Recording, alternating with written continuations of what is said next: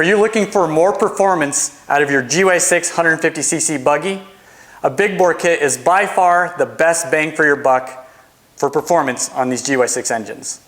This is episode 1 in our buggy build series, where we take a 150cc 7.5 horsepower motor and we pump this sucker to around 13 horsepower. We're almost doubling the horsepower just with bolt-ons. In particular, this is a GY6 QMJ 157 engine.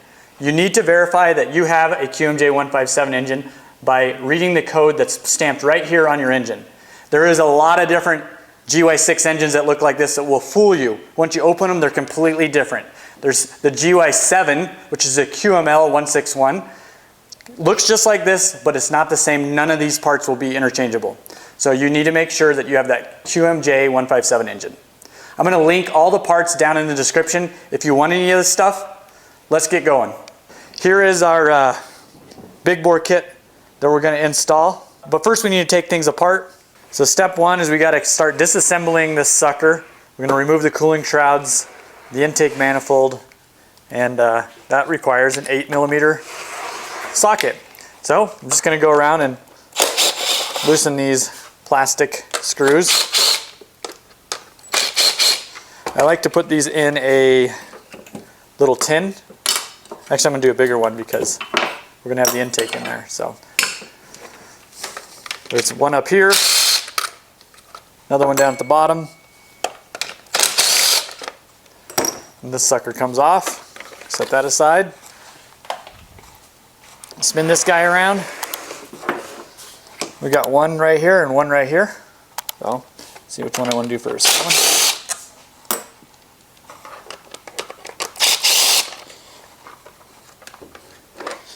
Okay, the bottom should come off.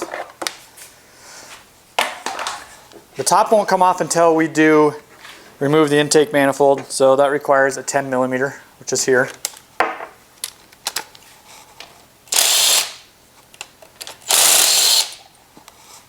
And this just slides off of here, like that. And then this top cooling shroud just comes off. Cooling shrouds are off. Now we're to the nitty gritty. We can see the motor, all of that.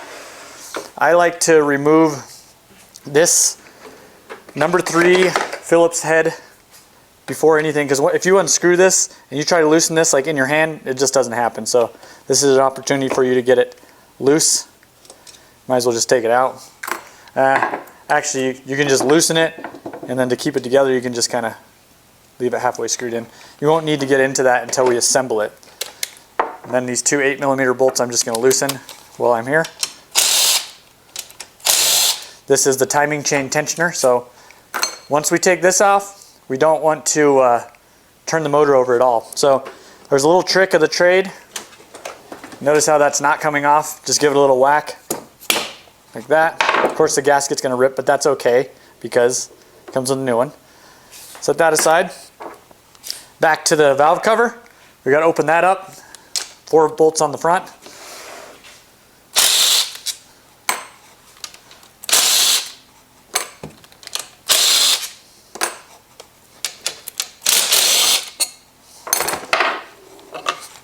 Valve cover off. We'll set these aside for now.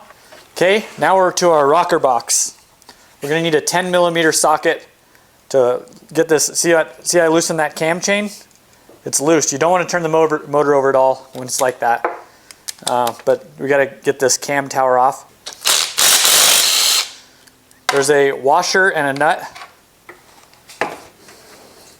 I'll put those into a. We're going to do them in a cross pattern. I always loosen in a cross pattern from here to here, here to here. Same with tightening it. Now I only use an impact like this whenever I take things apart. Never when I'm installing, because there's torque settings. Okay, now we give this a little wiggle. Takes a little bit sometimes. Okay. Oh, don't lose these. These are your little dowels. There's one right here too. Let me grab some pliers. Normally they're easy to bend. If my fingers weren't oily, I could probably get this off a lot easier. But it's mainly because this needs to be pushed in. So if I push it in, then it comes off. You really don't even need the pliers. Okay, now we can pull our cam chain off. Just pull the chain like this, drop it, do a little basketball dribble. We're not going to reuse the cam. We're going to reuse the tower and all of these, so cam doesn't need to be... while I have the cam, here is the difference. The duration is different. The most important thing though, like this cam, this is a performance cam, of course is made for performance, but more importantly for reliability. On here, these bearings are made in China, really low grade bearings. They like to come apart, and all these bearings go all over inside the motor. With our performance cam, we've got really good bearings. They're not going to do that, so we won't need this guy anymore. Next, we'll remove these 8mm bolts on the side. That'll get the head removed.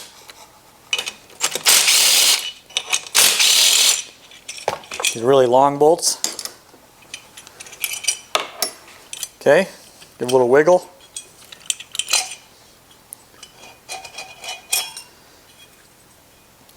Zero miles on this motor. You got your dowel that's stuck in there. Pull that dowel out. The other one's stuck right here. They're kind of diagonal from each other. We're not going to need any of this. We're not going to need this guy, that, any of these. We don't need any of that. So then we've got our head gasket. Be careful, these are sharp. They can cut your finger really easy if you're not careful. So pull that sucker off. Then you've got your timing chain guide right here. Let's pull that out. I'm just going to clean these off a little bit. We're going to reuse this guide, but we're not going to need the head anymore at all, so I'm going to set that aside. Okay, now we've got our cylinder, and sometimes these are, if they've been ridden a lot, you cannot get this off of here. Same trick, take the little sliding sockets off the table. Just do a little hit like that. That'll pop the seal on the gasket, but this motor has never been driven before, so you don't have to worry about that. Okay, there we go. Cylinder's pulled off. Now let me show you the difference between, let's flip this upside down. See the difference in size? They're the same size on the outside, but on the inside they're not. This is a 57mm bore, which is a 150cc. This is a 61mm bore. This will slide directly into these engine cases without boring these engine cases. That's the cool part about all of this. So it's drop-in performance. Alright, so we need to remove this piston. To remove the circlip, just put a screwdriver in there. You got to make sure this doesn't hit your eyeball, so be careful. Put something in front of it. I know you can't see this very well, but there it is. Pop that guy out. Okay. Now I'm just going to come on from the other side and give a little push with a screwdriver, just like that, and I can pull this out of there. Okay, now just pull our little dowels off. A couple dowels there. One there, one here. Use a rag when they're oily, they're hard to grab, so two there. And then we got to peel this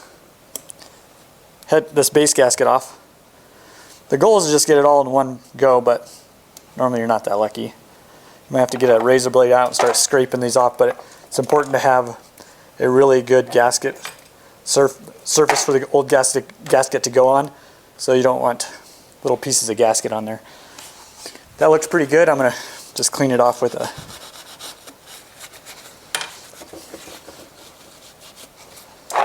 cleaner up.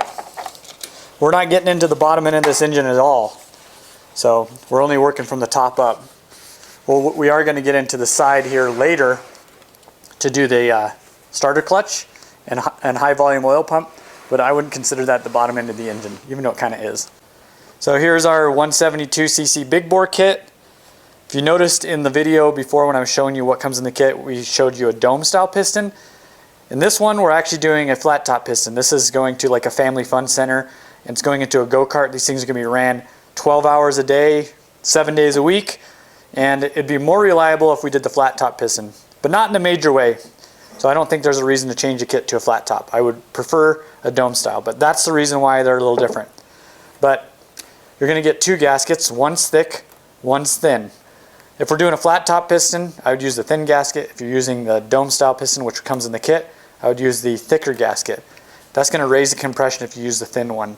We don't want to go too high. So coming over here, we need to put our dowel pins back in here. I'll just slide those down like that. And then we want to slide our base gasket. If you notice this lower piece that goes down, facing down, try not to do what I'm doing. No greasy fingers. I like to keep these gaskets dry. This is just a little bit of a work. You don't want to rip the gasket, so take your time. Slide this guy down, and then the chain has to fit through there too. Okay, just like that. We're good. One thing that you can do if you say you don't have an engine in our engine code and you want to know if our kit fits, you can buy a gasket set and see how I place this gasket. I know for a fact that I don't have to bore the cases because the gasket's matching the cases. The stud spacing, everything matches. Perfect if you don't want to buy the whole kit and you want to confirm that it fits. Just use a gasket kit. So the really cool thing about our ProBld kits is the piston ring end gaps have been measured and installed onto the piston. You don't have to worry about any of that, which is half the battle. And the other cool thing is a piston's been installed into the cylinder. So if you slide this cylinder out, or this piston out of the cylinder, just far enough, you don't want the piston rings out. Now it's just far enough so that if I slide this down like this, I can just slide my piston pin, or my crank right in there to get the piston pin in. I don't even have to pull the piston out. The end gaps have been measured and installed onto the piston, so there's really no reason to pull it out. But first thing I need to do, before I do that, if you notice it comes with these, we call these G clips. The ones I pulled out were C clips. They're harder to work with. With the G clip, you can hold the clip like that. If you notice right here, see this little gap? What I'm going to do is, got to get this set up so you can see. What I'm going to do is I'm going to slide it into there. See that where that G clip is? And then I'm going to put my finger above it and twist. This is kind of hard to see, but we're at a weird angle here. But I'm twisting it.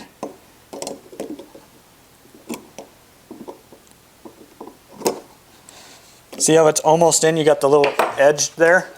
Let me grab a screwdriver and pop that sucker in. So there it goes. But the most important thing, once it's in, you want to make sure when you turn it, if you turn it to the right, it's going to catch and it doesn't turn easily. But if you turn it to the left, see how easy that turns? You want to make 100% sure that it's in that slot. And I put the G part at the opposite side of that little opening. So now I can put my piston pin on the other side like this. Well, I have to come up a little bit. Oh, almost pulled the ring out. Don't want to do that. Just like that, okay? I'm really close to pulling the ring out, but that's what we want. So that whenever I get the crank set up, I can just slide it in. Okay, so here's the kit. Now, I'm going to be really careful to slide everything over like this. Watch this guy, get it lined up. Your timing chain tensioner. See I went too far there? I'm going to back this up just a little bit. Okay, there's that. I'm going to line it up from this other side. Notice how I'm just lining it up. I should be able to push this pin right in just like that. And now all we have to do is install this G clip. So let me do that really quick.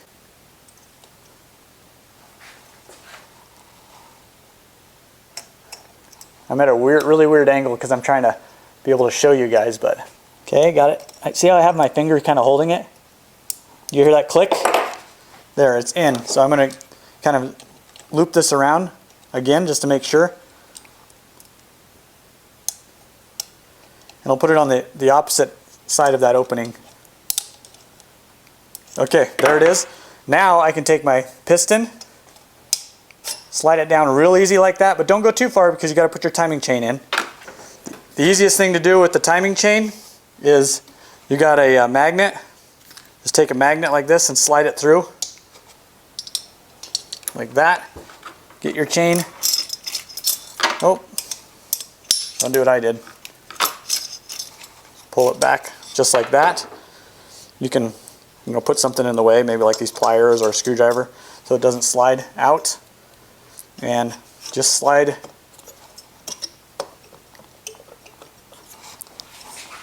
This takes a little bit of finesse, and you should be able just to slide this in really, really easy. There shouldn't be any pushing hard or hitting it with a mallet or anything. If it doesn't slide in all the way, real easy, something's not right. And then I like to just turn the motor over so that it's at top dead center, so as high to the top as you can get it, which, there we go. Now we've got our timing chain tensioner. See those little pins, I guess. You see the pins here? It's going to slide this down, and see how I'm going at this angle? You don't want to go up at like this angle, because down there's a spot where it sits. So you'll feel it when you get it in there. There you go. And you'll move it like this. It shouldn't move up and down. It should just stay right there. So there's our timing chain. Now the head gasket and the dowels. Let me grab the dowels. Okay, the dowels, you'll notice, well, let me just show you really quick. Like if I try to put it right here, they're not going to fit in there. But put it right here, see how they just slide right in there? Like that. Then you got one at an angle, like that. Then we got our head gasket. This covers the part that we just installed, the timing chain tensioner.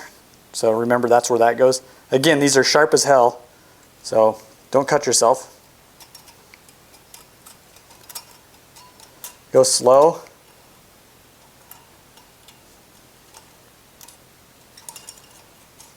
Just like that. You notice it locks that timing chain tensioner in with the gasket. Okay, now that we've got it at top dead center, the piston, let me show you what that looks like on the other side. There's going to be a little line right here with an F and a T. You want to see this thing right here? That is like your arrow. And then on your magneto, there's a little T with a line. You want to make sure that it's lined up. I like to hold, since the top end's not held down, just hold it on the other side with the other hand while you turn it, but line up the T. We're just generally getting this right now. This isn't like we're setting it right now. We're just kind of getting it there, but I wanted to show you where it was. Okay, now our big valve, big head, sweetness. This just goes on like your stock head. Same exact way, everything's the same, except for this is a performance head. So notice I'm just making sure everything's spick and span when I slide it in. We're not getting bound up. That's easy. Then you can hold the timing chain open, make sure we're good there. But now we got to put our cam in. Here's our cam. Very, very important. This is an important step. See how the cam lobes are down right now? And we have a line right here. If I say cam lobes down, that means that there's the line, cam lobes down. See that? Cam lobes down. If you did it wrong, don't pay any attention to the logo, because that could be different every time. If I did this and said cam lobes down and I flip it over, cam lobes are not down. On the motor, remember, cam lobes down, so that line, we know that the cam lobes are pointing down. That line right there, see the line of this right here? See the line of the cam? If you get from the side, you can see it really good. See that line? There's a line right there. Well, what we want to do is we want to line that up and match up the top dead center over on that side, which it shouldn't have moved. So we're going to try to do this. And this is like the only intricate part of this whole thing. So let me get it all dialed in. You always want to start from the bottom, get all the tension out from the bottom, because the timing chain tensioner up here will get the slack out of the top. So cam lobes down, line this up. This is never like first try. Well, sometimes it's a first try, but not always. Where are we at? Is that lined up? Cameraman says yes. Oh yeah, we do. And then the other side, the T is lined up. Let me spin it around and check our work. Yep, that's correct. Okay, so the line is marked up, cam lobes down. Let me spin this back around. We've got our T mark here. This is going to be difficult to see on camera, but there's a line and a T mark. That needs to line up with this right here. Okay, that's how you adjust your timing. The line with the T mark on your magneto, coming back around, cam lobes down on the cam. There's the lines lined up, timing good. Okay, cam tower, we're just using the stock one again. Notice the EX there, that goes down towards the bottom for exhaust. Then we got our dowel pins. Again, back up here, they only go in one way. If I try to put them in the wrong way, they won't fit. So we're just going to put them on across from each other. Take this guy, you kind of have to open these up. If they're down like that and you try to install it, you just have to kind of line it up a little bit and get your cam lined up, give a little wiggle. This sometimes can be a little difficult getting this all lined up and positioned, but you don't want to force it really. Okay, that's good. Notice I have a little bit of a gap right here. That'll all get cleaned up whenever I tighten the nuts down. But the bottom line is we just want to make sure that it's pushed down on its dowels. We're at top dead center right here, top dead center over here. This is the most important part of the whole thing, but if you mess up, it's not the end of the world. I'll show you what to do next. Now we've got our little washers there. Washers are going to go over all of these. Then we've got our head nuts. I'm just going to tighten these by hand right now. This has a torque setting. Very important that we torque them down correctly. We'll get there in just a second, but I'm just going to kind of halfway get things started right now. Okay, there's that. Then we have these long bolts. Remember, these go back here. I told you I don't use an impact, but I am right now, but just to get it down, I'm not going to actually tighten it. Okay.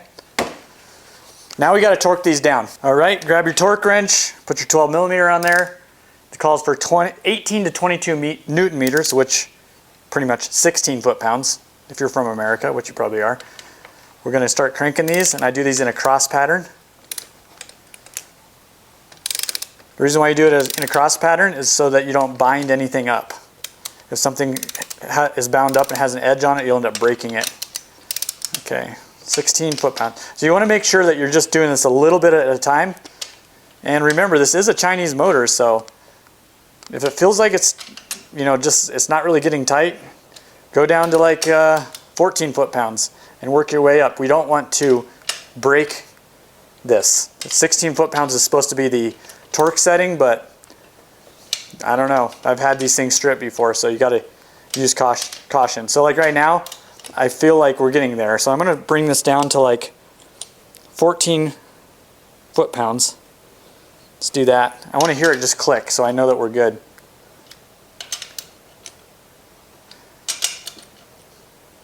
This part freaks me out. Bring her down to 10 foot-pounds. Let's see what happens. Okay, there's 10. Let's go around the horn at 10. 10. We're going to work our way up. We'll eventually get to 16 foot-pounds. Okay, now I'm going to go to, let's go to 13 foot-pounds right here.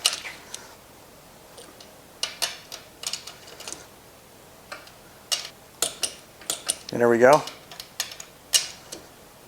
Okay. Bring her up to 16. You just have to use caution here. There we go. Okay. Okay. One more.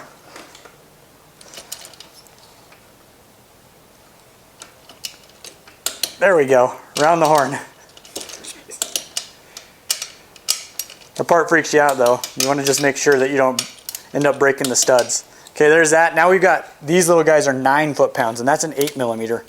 Same thing. With any of these Chinese motors, you got to be careful not to over torque.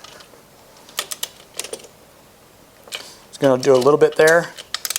This thing's really loose, so I got to get it tightened. real quick. Okay. All right, now that we're there,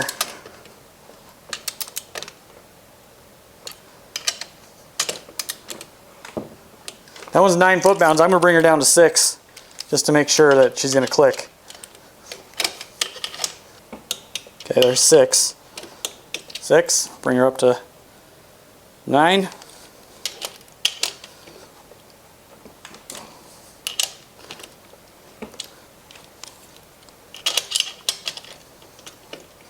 Okay, there's that click. There's that click. Good. Top end is almost built. Okay, timing chain tensioner. Make sure the new gasket is ready to be put on. Pull the old one off. Definitely don't want double gaskets. Okay, remember we loosened this with our number 3 screwdriver. Get that off of there. Now you need a little flathead screwdriver. And you're gonna tighten it actually. See, I'm tightening that, and it'll kind of, oh, it'll catch. Let me do that again. Oh. So they don't all catch, but it's supposed to catch. Okay, that one's not going to catch, so we'll do it a different way. But first, I need to install our gasket over there. Okay, and then come up here.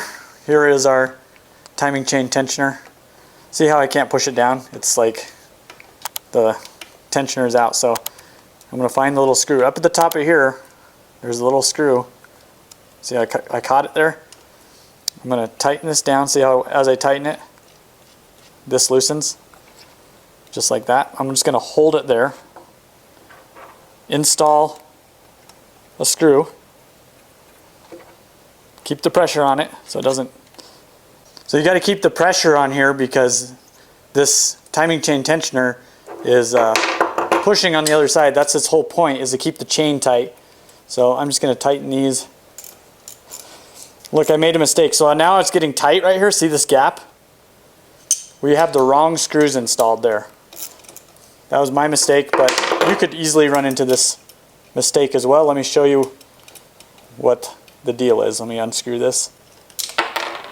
Okay, so here's the correct screws. Let me actually measure that with a little gauge here. The wrong screw I used was about 25 millimeters. The correct screw is, let's call it 20 millimeters. It's going to be like 20 millimeters, 21 is what it says. But coming back up here, I had to let go of this because of that. Okay, just going to hold that, put my 21 millimeter screw in there. If it gets tight at the bottom, then you got to stop. So pull this one out, put the correct one in. It's easy to mess those up.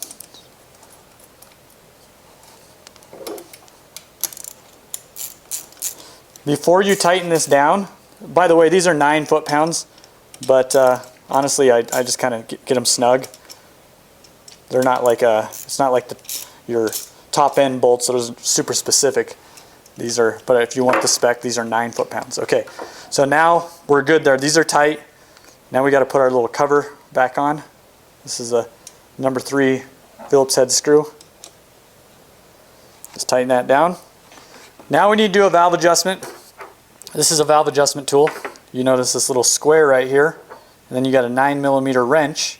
Put them over here. See this little square on the end here? That holds that. This nut is a 9 millimeter. Put them together, you got this perfect valve adjustment tool. So what I'm going to do is loosen the nut. Jesus, that thing is on there. That happens. That's not normal. Just do a little. That sucker was freaking tight. Okay, there's that. Now everything's loose. Do the same thing up here. I can't believe how tight these are. They shouldn't be that tight. You want them tight, but not that tight. Those are loose. This is our valve adjustment tool. We sell these on the website if you don't have one. You're going to need some gauges, some feeler gauges, and then you're going to find 0.004. That's our valve adjustment for the exhaust and the intake. So very, very important to make sure that you're at top dead center. Your cam is lined up here. Over on this side, you're on your T mark. That's very, very important, which it is. It's on T. Then we've got the valve, the cam in the right spot. But we don't want this. So first thing I'm going to do, I just kind of loosen these with my hand first, the nut on both of them. And then first I just screw this in, get it kind of snug. Oh. Okay, it's kind of snug.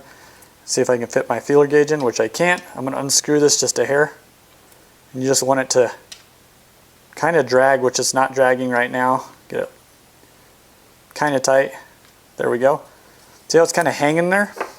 That's the way that I want it. I'll show you on the other side so you have a better idea. But the idea is this part right here, I don't want it to turn while I tighten the nut. So I'm holding this and turning this at the same time. See how I did that? And my feeler gauge here, I should be able to go in and out really easy, and I should feel drag, which I do. See that? It's a lot better than this. That's 0.004. Now that I know it's right, I'm going to just really crank it down. Not like people had it before, but down on the bottom, we want to get rid of this, 0.004 on your feeler gauge. Again, put your feeler gauge between the valve and the rocker. Tighten this down until you can kind of like, it'll hold itself, which right now it's about right. Okay, now I'm going to hold this and tighten this. Okay, double check that we're still dragging. You can feel it drag. It's not so tight you can't pull it. It's not so loose it just kind of like flops in there. So here it is. These are perfect, 0.004.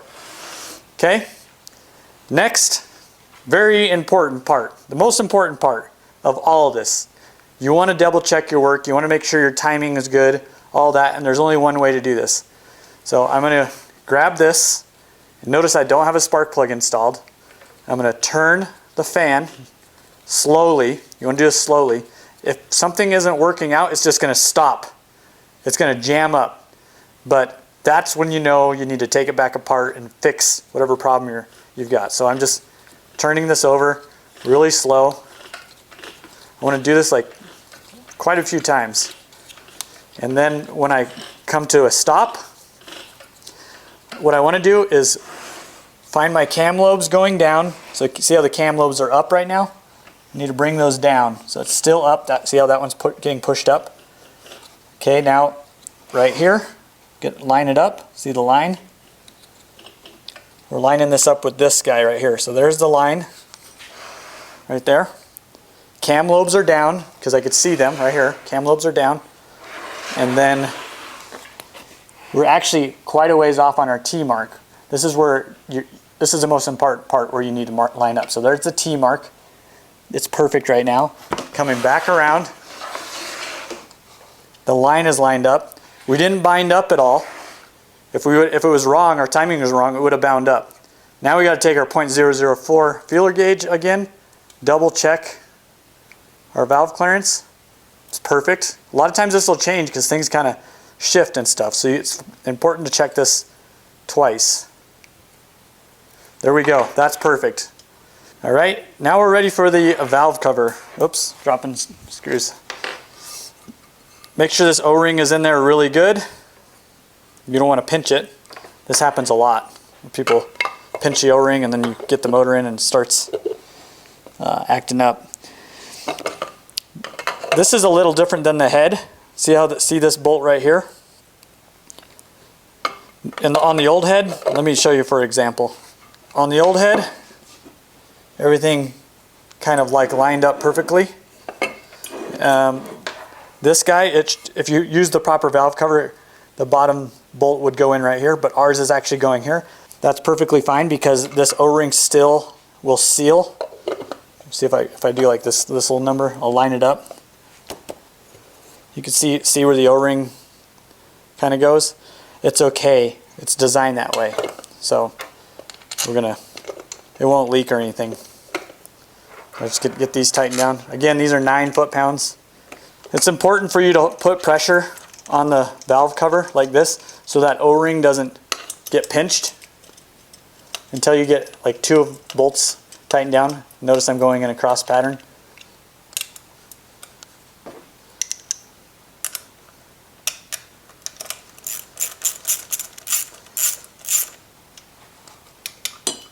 This is a new motor. When you install it, you definitely don't want a zip tie over this breather hose and a cap at the end.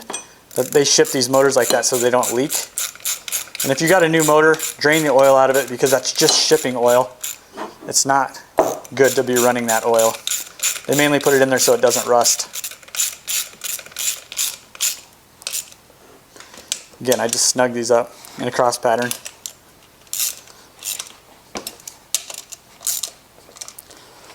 All right, in the cylinder head kit you have your intake studs, your exhaust nuts, which is sweet because these are 12 millimeter exhaust nuts. Stock ones are 10 millimeter, much tougher, much better.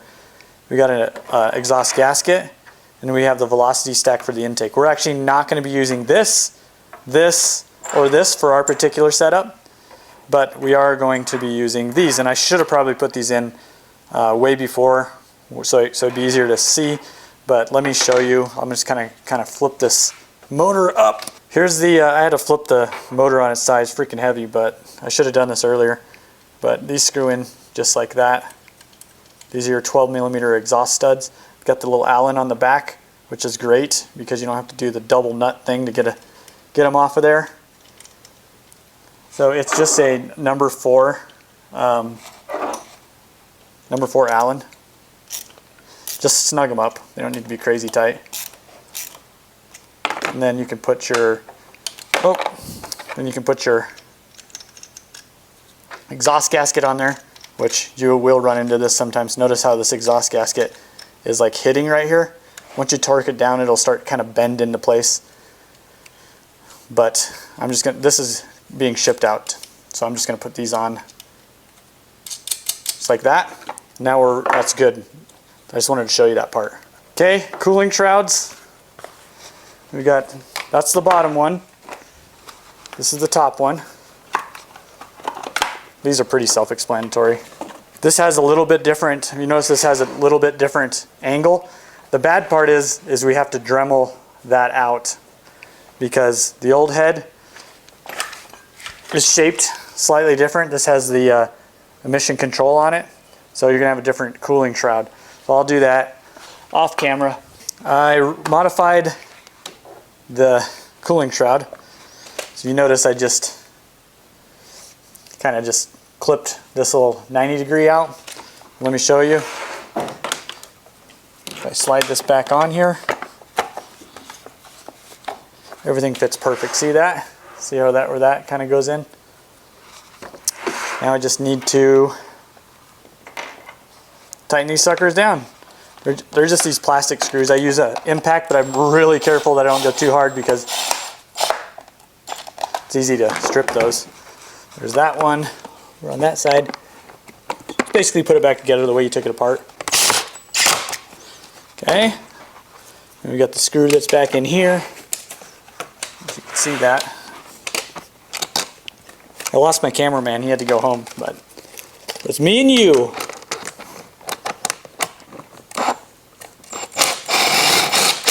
Okay, good. Now we're going to spin this guy around, and then we can put this one on. You got a screw right here, but you've got this little bracket.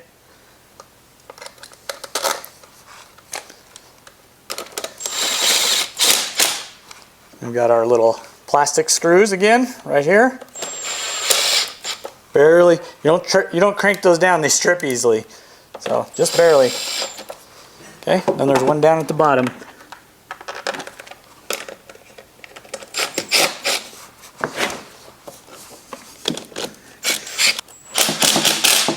Okay,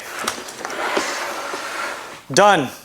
We have all these products linked down below on the website. If you like what you see, you're learning something, make sure you hit the subscribe button, the little blue bell that's right on the side so you can be notified when episode 2 comes out. Appreciate you guys, and I'll see you in the next video. Now we need to install a high torque starter to crank over that high compression 172cc big bore kit. We're going to install a performance starter clutch to handle the starter and the high compression of the motor. While we're in there, we're going to do a high volume oil pump. Normally I would not do this on a 172cc kit, but because this is in a buggy, there's a lot of weight and they're really heavy. We want as much oil as possible to cool it down. This one's actually going to get an oil cooler as well, but even if it didn't get an oil cooler, I would install this if you're running this kit on a buggy. So, high torque starter clutch, we've got our castle nut tool, gasket, and then our tool to remove the magneto. So we're going to do all this stuff first and then we'll come in and install the starter.